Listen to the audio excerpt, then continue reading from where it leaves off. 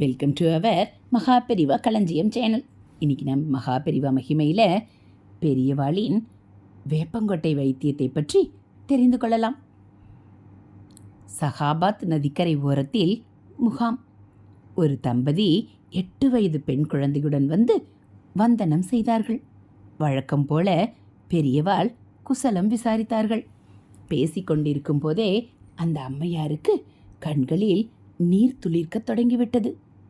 சுவாமிகாரு, குழந்தைக்கு பேச்சே வரவில்லை, ரொம்ப கவலையா இருக்கு, சுவாமி அனுகிரகம் செய்யணும் என்று அந்த அம்மையார் சொன்னார்.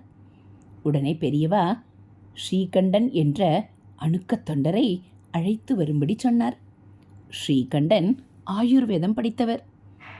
ஸ்ரீகண்டா, உனக்குத்தான் வைத்தியம் தெரியுமே, பேச்சு வராவிட்டால் என்ன மருந்து கொடுக்கணும் என்று பெரியவா கேட்டார்.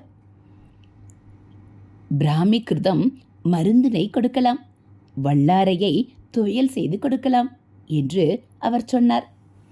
பெரியவா தம்பதியரை பார்த்து அவர் சொன்ன மாதிரியே செய்யுங்கோ என்றார். குழந்தையின் வாயிலிருந்து எச்சில் வழிந்து கொண்டே இருந்தது. வாயை நன்றாக சுத்தம் செய்து அழைத்து வர சொன்னார்கள் பெரியவா. குழந்தை வந்ததும் வேப்பங்கொட்டையை அரைத்து தேனில் கலந்து நாக்கில் தடவ சொன்னார்கள். குழந்தை முதலில் சினுங்கிற்று, மறுத்தது. ஆனாலும் கொஞ்சம் அளவு நக்கி சாப்பிட்டு விட்டது. கசப்பு பொறுக்க முடியவில்லை போலும், அல்லது பெரியவாளினுடைய தேனினும் இனிய அமுத சொற்கள் சொற்சுவையை ஊட்டின போலும். அழுது கொண்டே மா பா தா என்று சொல்லத் தொடங்கியது அந்த குழந்தை. பார்த்து கொண்டிருந்த பக்தர் ஒருவர், அம்மா, அப்பா, தாத்தா, பெரியவா என்கிறது என்று விளக்கம் அளித்தார். மாதா, பிதா, குரு என்கிறது என்றார் இன்னொருவர்.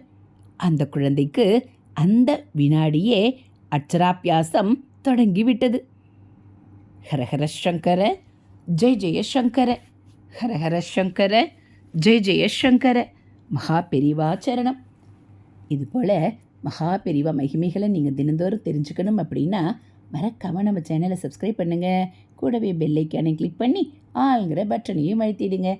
அப்போ நம்ம போடக்கூடிய வீடியோக்கள் உங்களுக்கு உடனே நோட்டிஃபிகேஷனாக வந்துடும். நம்ம சேனலில் வரக்கூடிய மகா பெரிவா மகிமை, ஆன்மீக கதைகள், தெய்வத்தின் குரல் பகுதிகள் எல்லாம் உங்களுக்கு பிடிச்சிருந்தா ஒரு லைக்கும் கமெண்ட்டும் கொடுத்து உங்களுக்கு தெரிஞ்சவங்களுக்கும் ஷேர் பண்ணுங்கள். தேங்க்யூ.